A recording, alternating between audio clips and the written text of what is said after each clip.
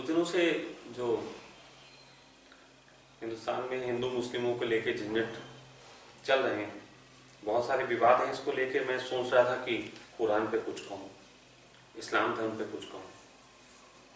कई लोगों ने रोका भी, लेकिन जो बात कहने योग्य वो तो कही जाएगी। तो कुछ प्रश्न आए हैं, इन पर थोड़ी सी चर्चा करेंगे, शायद कुछ भ्रम दूर हो सके। एक प्रश्न आया है, स्वामी जी आज हम आपसे इस्लाम धर्म के बारे में कुछ बात जानना चाहते हैं। सबसे पहले जो प्रश्न उठता है वह है कि ये इस्लाम धर्म है क्या, और ये धर्म मानवता को क्या संदेश देना चाहता है। देखो, मैं बहुत बार कह चुका हूं कि मैं किसी तरीके की किताबों को पढ़ने में कोई रस नहीं लेता, ना ही मेरे लिए किताबों का बहुत मूल्य रह जाता है। जो कुछ भी मैंने जाना है वो हर एक के लिए उतना ही खुला है जितना मेरे लिए, और जो बाहर जगत का मुझे ज्ञान मिलता है वो आप ही सब लोगों से सुन के तरह तरह की बातों से उपलब्ध होता है। इसके लिए मैं किताबें नहीं खकोरता। तो जो भी आज ये चर्चा मैं शुरू करने जा रहा हूं, इसमें बहुत स्पष्ट एक बात कह देना चाहूंगा। मेरा मकसद ये नहीं है कि मैं किसी भी तरीके का विवाद पैदा करूं।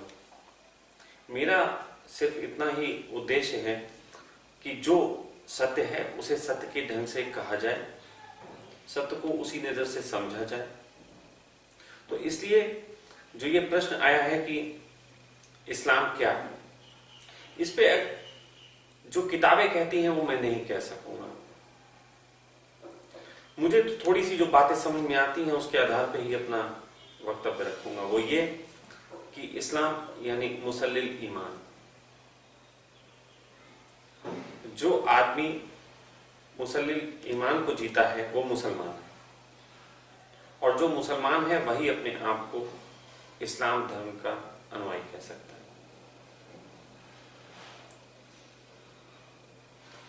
इसकी शुरुआत कहां से क्यों हुई, इससे मुझे कोई बहुत लेना देना नहीं। जैसे हिंदू धर्म कहते हैं कि वो पुराण की भाषा में बात करते हैं, इतिहास की भाषा में। इतिहास का अर्थ होता है कि हम डेट बताएं, तारीख बताएं, कब क्या हुआ उस घटना को बताएं, और उसके हिसाब से हम सब इकट्ठा करें। लेकिन पुराण कहता है कि हम सत्य को सत्य कहें, वो कब आया कैसा आया इससे कोई लेना देना नहीं। गीता हो चाहे कुरान चाहे बाइबल, जो भी चीजें हैं ये समय अतीत हैं, ये हर समय काम आने वाली बातें हैं। इसलिए इनके संबंध में हम समय का झगड़ा ना डालें तो अच्छा है। लेकिन इतना ही कह सकता हूं कि धर्म का एक ही मकसद होता है, तुम्हें खुदा से जोड़े, तुम्हें भगवान की याद दिलाए, तुम्हें सच्चा इंसान बनना सिखाए। लेकिन बड़ा झंझट ये है कि हम दिखाते चांद हैं और पकड़ उंगली ली जाती है, और हर समय में अलग अलग हिसाब से चांद को दिखाने की बातें कही गई। अगर आज की आप बात कहें तो आज चांद को हम थाली में देखना पसंद नहीं करेंगे, बल्कि जो लोग चांद पे गए हैं, तस्वीरें लाए हैं, उनको देखना पसंद करेंगे। तो हर समय के हिसाब से उसे कहने की भाषा बदल जाती है, इससे ही विवाद पैदा होते हैं। हर समय का अपना एक सत्य होता है जो उस समय काम का होता है, देश काल परिस्थिति के हिसाब से काम आने वाली बात। लेकिन धीरे धीरे वो पुराना पड़ता जाता है। फिर जब एक नया वक्तव्य आता है तो पुराने वक्तव्य को पीड़ा होती है। आज मैं बहुत सी बातें यहां कह रहा हूं और बहुत से लोगों को पीड़ा होने वाली है। उसमें हिंदू भी शामिल है और मुस्लिम भी शामिल है, उसमें सिख भी शामिल है, ईसाई भी शामिल है। लेकिन मैं किसी को पीड़ा पहुंचाने के लिए नहीं, बल्कि क्यों इतना झंझट, क्यों इतना उपद्रव फैला दिया है, इसको खत्म करने के लिए एक छोटा सा प्रयास करो। सदा ही शांति के लिए ही सब प्रयास किए गए, फिर भले ही उन प्रयासों का परिणाम महाभारत का युद्ध हो, चाहे मोहम्मद का तलवार उठाना, प्रयास शांति के ही थे। कृष्ण ने कहा था जब शांति के सभी द्वार बंद हो जाते हो तो अंत में युद्ध बचता है। तो ये सब जो बातें हैं कि इस्लाम क्या, इसके बारे में इस्लाम में जो लिखा है वो आप पढ़ सकते हैं, अपने मत रख सकते हैं। मेरे हिसाब से तो सिर्फ मनुष्य को सच्चा बनाने की एक कला है, जिसके संबंध में मैं आगे की चर्चा करूंगा। इस्लाम क्या है, क्यों है, इसको पछड़े में मैं नहीं डालना चाहता। कुछ चर्चाएं हैं जो सदा से विवादित रही हैं, उन पे कुछ बात हो जाए तो बहुत अच्छा है। आजकल सबसे बड़ी जो चर्चा चल रही है, जो खास तौर पे हिंदुस्तान में बवाल का कारण मची हुई है, वो ये है कि हलाल क्या है, क्या ये सही है? आप मोहम्मद साहब को बुद्ध पुरुषों की श्रेणी में रखते हैं, तो क्या आप ये बताएंगे कि जो व्यक्ति किसी जानवर की हत्या करके उसे खाने की बात कहता हो, वो कैसे बुद्ध पुरुष हो सकता है? इसमें उसकी कैसी करुणा है? ये प्रश्न बहुत ही सेंसिटिव है, लेकिन उतना ही समझ नहीं होगा।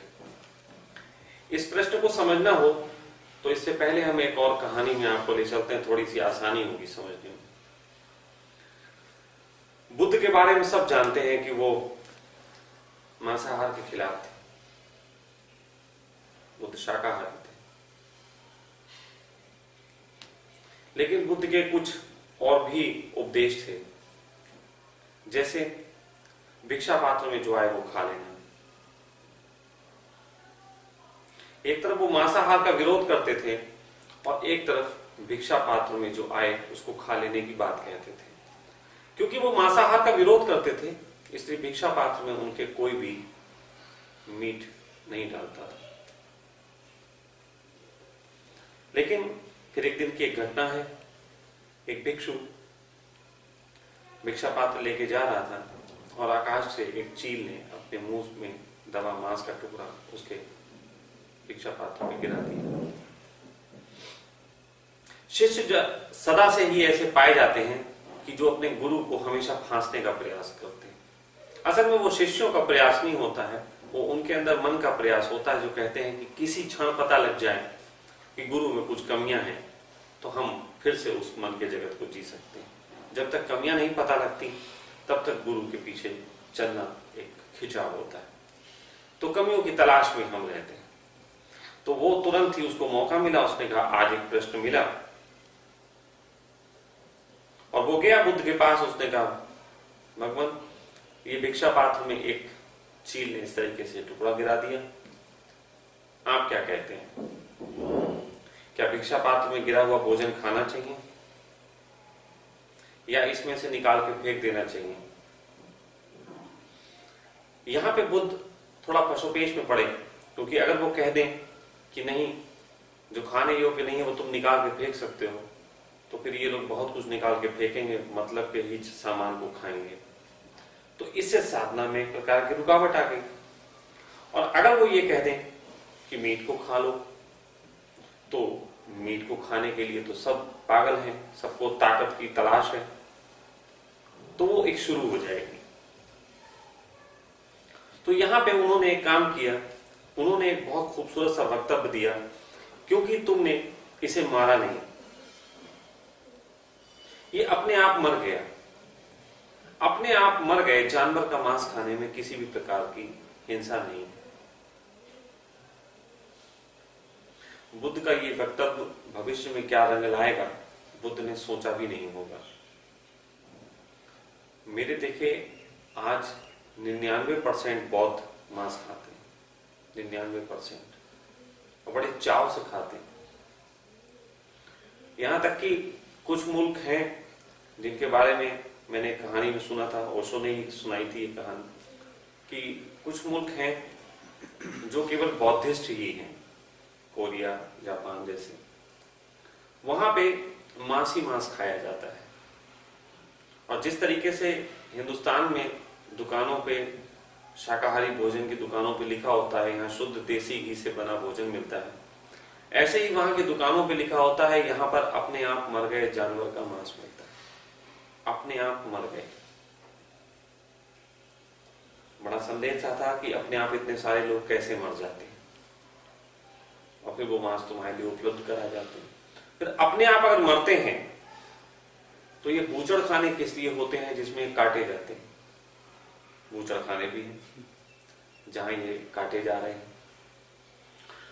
लेकिन सदा से शिष्यों ने गुरुओं की बातों को तोड़ मरोड़ के अपने मन को फिर से पुनर्जीवित करने का काम किया। ऐसी ही कुछ चीज मोहम्मद के साथ भी होती है। पहली बात तो यह है कि मांस खाना और ना खाना, इससे धर्म का कोई बहुत लेना देना नहीं है। लेना देना सिर्फ हमारे स्वभाव से है। हम कई स्वभाव के मालिक होते हैं। संकल्पवान, सौम्यता को उपलब्ध, प्रेमी स्वभाव, अलग अलग स्वभाव के हम होते हैं। हिंसक भी एक स्वभाव है उसमें। सच कहें तो मनुष्य हिंसक स्वभाव का ही प्राणी है पूरा। मांस खाने और ना खाने का धार्मिक आधार पर सिर्फ एक ही कारण है, जिसको ध्यान में रखते हुए हिंदू धर्म ने मांसाहार को थोड़ा गलत बताया। और वो मांसाहार को गलत बताने का कारण सिर्फ इतना सा था कि ऋषि जो ध्यान करते थे, उनकी ये बात अनुभव में आई कि मांसाहार तामसी होता है। तामसी का अर्थ होता है जिसे खा के नींद आती, जो नींद को, आलस्य को बढ़ाता है, वो चीज तामसी। और ये हम सब जानते हैं जो भी ध्यान करते हैं कि ध्यान करने वाले के लिए नींद एक दुश्मन है। तो यदि हम ध्यान करते हैं और मांसाहार लेते हैं तो हमारे ध्यान में एक रुकावट होगी, हमें नींद आएगी, सुस्ती आएगी, इससे चैतन्यता जगती नहीं।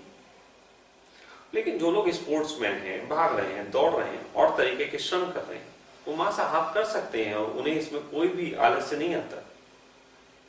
लेकिन जो ध्यान करते हैं वो बैठे हुए हैं, कुछ कर नहीं रहे, ऋषि मुनि, कोई श्रम नहीं है उनके जीवन में, ऊर्जा का व्यय नहीं है, तो उनके लिए मांसाहार रुकावट होती है।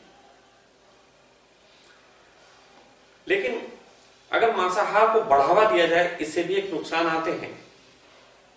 इसलिए कभी किसी ने पूछा होगा मुस्लिम धर्म में मोहम्मद साहब से, कोई चर्चा चली होगी ऐसी कि उन्होंने पूछा होगा, हुजूर क्या हम मांस खा सकते हैं?